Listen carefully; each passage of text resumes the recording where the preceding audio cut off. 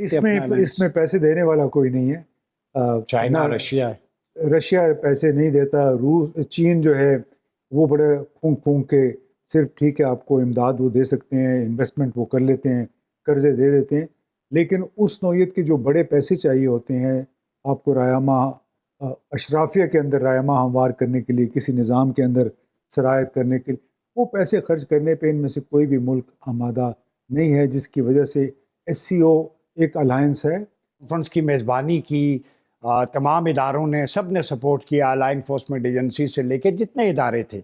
लेकिन सवाल ये है कि इसका मुस्तकबिल पे क्या असरात होंगे। जैसे इम्तियाज़ गुल साहब से भी मैंने अर्ज़ किया कि भारतीय वज़ीर आज़म का ना होना और वज़ीर ख़ारजा का आना, और उसमें भी उन्होंने कोई ऐसी कंक्रीट बात नहीं की जिससे को बर्फ़ पिघल सके, मामलात आगे की तरफ बढ़ सकें, क्योंकि नेबर्स तो नहीं बदले जा सकते। इंडिया पाकिस्तान जब तक रिजॉल्व नहीं करते इश्यूज़ को, तो ये शंघाई तावन हो, कोई भी इजलास हो, तो कैसे मामलात आगे बढ़ेंगे। जय हिंद, स्वागत है आपका हमारे चैनल पर एक और लेटेस्ट वीडियो में।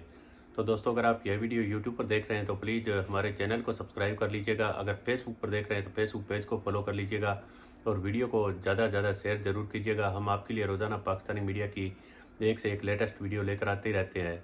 तो दोस्तों, पाकिस्तानी मीडिया आपने देखा होगा किस तरह से भारत के बारे में आए दिन चर्चा करता ही रहता है, और पाकिस्तानी मीडिया एक तरह का प्रोपेगेंडा भी करता है कि किसी भी तरह से भारत के साथ हमारे हालात सुधर जाएं। क्योंकि दोस्तों, पिछले कुछ सालों से आपने देखा होगा नरेंद्र मोदी जी की जब से प्रधानमंत्री बने हैं उसके बाद किस तरह से पाकिस्तान को बिल्कुल दीवार से लगा रखा है, और पाकिस्तानी दोस्तों अब आए दिन कटोरा लेकर दुनिया भर में भीख मांगने को घूम रहे हैं। यह सब दोस्तों भारत की वजह से ही पाकिस्तानियों के साथ हो रहा है। वहीं पाकिस्तानी किसी भी तरह आतंकवादियों को सपोर्ट करना आज तक बंद नहीं कर रहे हैं, उसकी वजह से पाकिस्तानियों की हालात इतनी पतली हो चुकी है।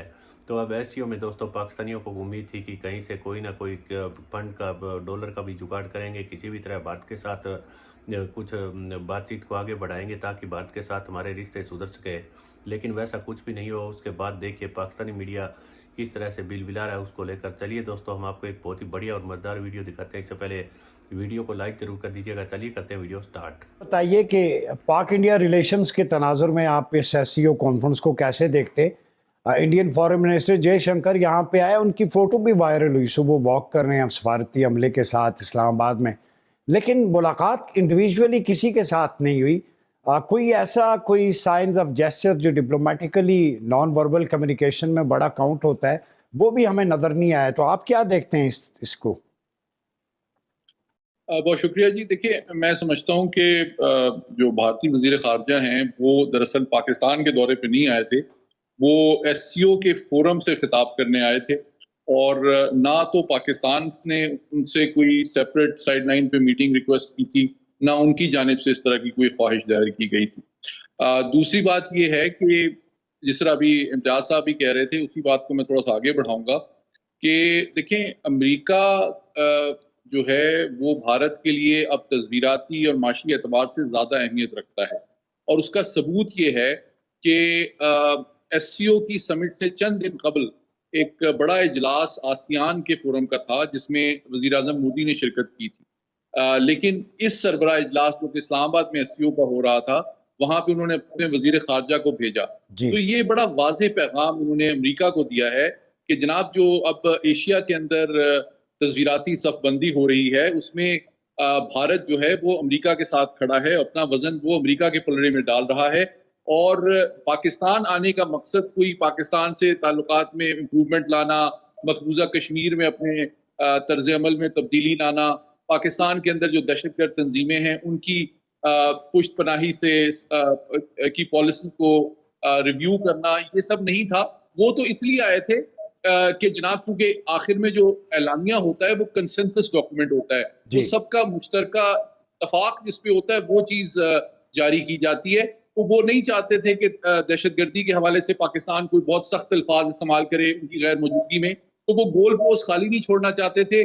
और यकीनी तौर पे सफारती आदाब के तहत हमने भी बहुत सख्त बात उनके बारे में नहीं की, लेकिन उन्होंने इस मौके को यकीनी तौर पे इस्तेमाल किया कि बैन उन्होंने एक्सट्रीमिज्म, सेपरेटिज्म और दहशतगर्दी के हवाले से अपनी सोच और मफादात की तर्जुमानी की, लेकिन उन्होंने उन वजूहात से पहलू की जिस वजह से खुद भारत जो है आज कनाडा में और दीगर ममालिक में भी बदनाम हो रहा है। अच्छा लगता है نہ اس میں تعلیم کا ذکر ہے، نہ باقی ڈسپیوٹس کا، یوکرین کا، کشمیر کا، فلسطین کا.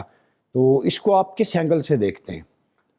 بس یہ بنیادی طور پہ پاکستان کے لیے بڑا اچھا موقع تھا کہ پہلی مرتبہ بہت عرصے کے بعد ایک بین الاقوامی اجتماع ہوا. سربراہان حکومت ان ممالک کے جو اس کے رکن ہیں SCO کے، اس سے زیادہ تو کوئی بہت میں نہیں سمجھتا اہمیت ہے. ٹھیک ہے، کچھ بینک اور کچھ کرنسی سواپ وغیرہ کے حوالے سے بات چیت ہوئی ہے، لیکن اس پہ عمل درآمد کب ہوتا ہے وہ بھی دیکھنا ہے. پھر اس طرح ریجنل اینٹی ٹیررزم اسٹرکچر ہے ایک، اس کے تحت تمام ممالک کے درمیان جو باہمی تعاون ہے وہ کوئی بات ابھر کے سامنے نہیں آئی. اور اس کی بنیادی وجہ یہ ہے کہ پاکستان بھارت کے تعلقات کشیدہ ہیں، ایک دوسرے پہ شک کرتے ہیں. پھر چین اور بھارت کے آپس میں باہمی کشیدگی ہے، شکوک و شبہات ہیں. ہمارے وجہ کیا ہے، کیوں نہیں آگے بڑھ پاتا یہ؟ وہی تو میں بتا رہا ہوں، ہمارے نظام، یعنی ہم عام طور پہ لوگ اس کا موازنہ کرتے ہیں نیٹو کے ساتھ. نیٹو ایک ایسا الائنس ہے جس میں پیسے دینے والے بہت ہیں. امریکہ سر فہرست ہے، جرمنی ہے، برطانیہ ہے. وہ تمام ممالک پیسے بھی دیتے ہیں، پھر ان کی ایک نظریاتی تو نیٹو کے پیرالل یہ ممالک شنگھائی یہ نہیں بنا سکتے؟ اس میں پیسے دینے والا کوئی نہیں ہے. چائنا، رشیا پیسے نہیں دیتا. چین جو ہے وہ بڑے پھونک پھونک کے صرف ٹھیک ہے آپ کو امداد وہ دے سکتے ہیں، انویسٹمنٹ وہ کر لیتے ہیں، قرضے دے دیتے ہیں، لیکن اس نوعیت کے جو بڑے پیسے چاہیے ہوتے ہیں آپ کو رایامہ اشرافیہ کے اندر رایامہ ہموار کرنے کے لیے، کسی نظام کے اندر سرایت کرنے کے لیے، وہ پیسے خرچ کرنے پہ ان میں سے کوئی بھی ملک آمادہ نہیں ہے، جس کی وجہ سے SCO ایک الائنس ہے.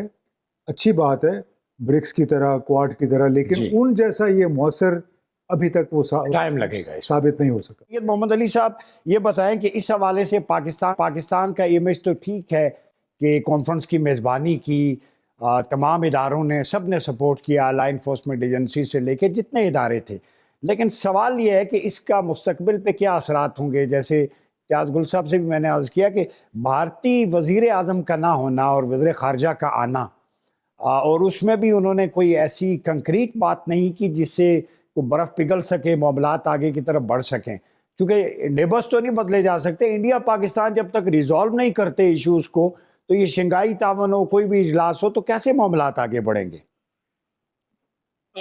دیکھیں، میں اس حوالے سے تھوڑی سی ایک مختلف رائے رکھتا ہوں. میں یہ بتانا چاہتا ہوں کہ دیکھیں، بنیادی طور پہ SCO جو ہے یہ 4 خطوں کو آپس میں منسلک کرنے والی تنظیم ہے.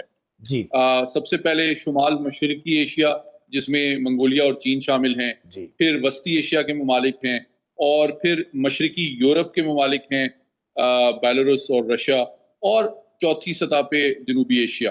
اور یہ بھی آپ جانتے ہیں کہ جنوبی ایشیا آخر میں لیٹر سٹیجز میں SCO کا رکن بنا ہے. جی. تو جب پاکستان اور بھارت SCO میں ممبرشپ کے خواہاں تھے، تو میں یہ بتانا چاہتا ہوں چین اور روس دونوں میں یہ احتمال پایا جاتا تھا کہ یہ پاکستان انڈیا اپنے جو باہمی مسائل ہیں یہ لے کے ہر فورم پہ آ جاتے ہیں، اس کی وجہ سے وہ ترقی نہیں کرتے. تو میں اس کو ذرا واضح کرنا چاہتا ہوں کہ جو SCO کا فورم ہے وہ اس طرح کے جو بائلیٹرل معاملات ہیں اس کے لیے نہیں ہے.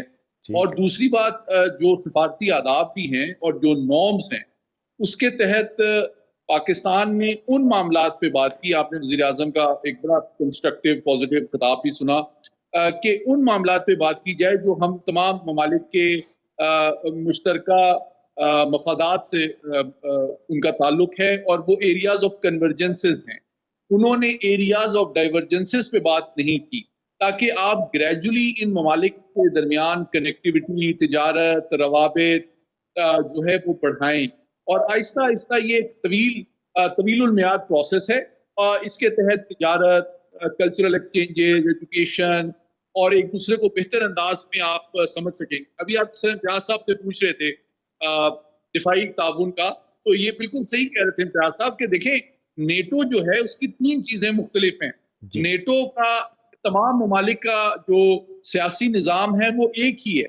نمبر 2، ان کا کلچر بھی تقریباً ملتا جلتا ہے، مغربی تہذیب کے وہ بے شک پروردہ بھی ہیں، اس کو پروموٹ بھی کرنا چاہتے ہیں. تیسری بات یہ کہ مذہب کی بھی ہم آہنگی پائی جاتی ہے، زیادہ تر کرسچن نیشنز ہیں.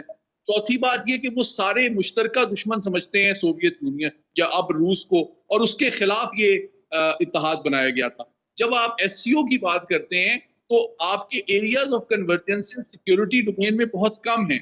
हाँ, दहशतगर्दी, मुनशियात के मामलात जो है ऐसे हैं जिन पे बात होती रही है, जिन पे एक्सरसाइजेस होती रही हैं, लेकिन ये इतने बड़े मामलात नहीं है कि उसके ऊपर एक ग्लोबल अलायंस बन जाए। सैयद मोहम्मद अली साहब, ये बताइएगा कि नेटो पे भी बात हो गई, शंघाई ताउन तंजीम पे भी, आप क्या समझते हैं कि खित्ते के मुआशी, इक्तिसादी, सियासी, दिफाई चैलेंजेस से निपटने के लिए शंघाई ताउन तंजीम का प्लेटफॉर्म ही काफ़ी है?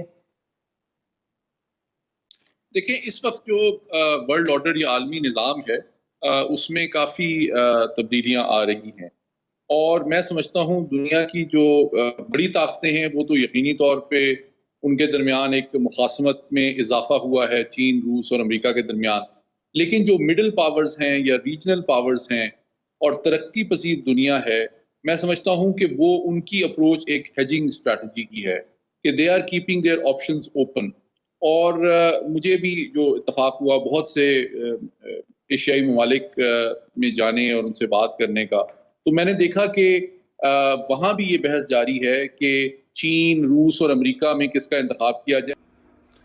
तो दोस्तों, उम्मीद करता हूँ वीडियो आपको काफ़ी अच्छा पसंद आया होगा। हम आपके लिए रोज़ाना पाकिस्तान के चाहे डिफेंस से, चाहे पॉलिटिक्स से, चाहे स्पोर्ट्स से जुड़े हुए वीडियो, पाकिस्तानी मीडिया के दोस्तों रिएक्शन वाले वीडियो सबसे पहले लेकर आते हैं। और दोस्तों, बेफिजूल का कोई वीडियो हम आपके लिए नहीं लाते। जो दोस्तों चाहे या तो कोई इंटरटेनमेंट हो या दोस्तों कोई न्यूज़ पर पाकिस्तानी मीडिया का रिएक्शन हो, वही वीडियो हम आपको लेकर आते रहते हैं। तो प्लीज़ हमारे 2-3 चैनल है, digital regiments India, digital regiments, इन सब पर कहीं कभी भी आप दोस्तों सर्च करके रोज़ाना एक से एक लेटेस्ट वीडियो देख सकते हैं। तो दोस्तों, बात रही पाकिस्तानियों की, तो पाकिस्तानियों की अब हालात दिन ब दिन बद से बदतर होती हुई जा रही है।